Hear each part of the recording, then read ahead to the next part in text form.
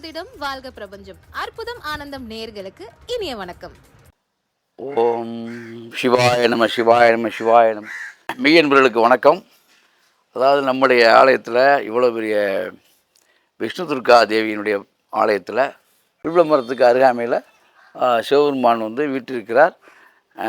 அது மட்டும் இல்லை, சந்திர மௌலீஸ்வரராக இங்கே காட்சி கொடுக்கிறார்.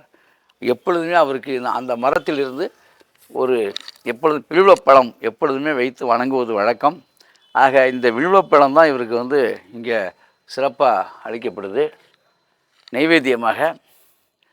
அது மட்டும் இல்லை, ஒவ்வொரு இங்கே அன்னாபிஷேகம் அதெல்லாம் தொடர்ந்து வருஷம் நடந்துக்கிட்டு இருக்குது. வியாழக்கிழமை தோறுமே இங்கே வந்து தோஷ நிவர்த்தி. அது மட்டும் இல்லை, ஏவல் பில்லி சூன்யம் உள்ளவங்க, பல பிரச்சனை உள்ளவங்கலாம் சிவபெருமான்கிட்ட வரும்போது எவனாலும் ஆகாத பிரச்சனை இந்த சிவனால் ஆகிறது என்று, யமன் பிரச்சனையாக இருந்தால் கூட, ஆயுள் ஆரோக்கியத்தில் பிரச்சனை வந்தால் கூட சரி, இந்த சிவபெருமானுக்கு அந்த எளிய முறையில் எந்திரகதி பூஜை பண்ணி அதை காவிரி ஆற்றில் கொண்டு போய் விடும் பொழுது மாற்றங்கள் வந்துடுது. அப்படிப்பட்ட இந்த சந்திர மௌலீஸ்வரை வணங்கி இந்த நந்தி தேவரையும் நீங்கள் மனசார தொழுதால் அது சுற்றி வந்து, அதாவது 18 முறை சுற்றி வந்து வணங்கும் பொழுது பல மாற்றங்கள் நிகழும். அதை உங்களுடைய அனுபவத்தில் பாருங்கள்.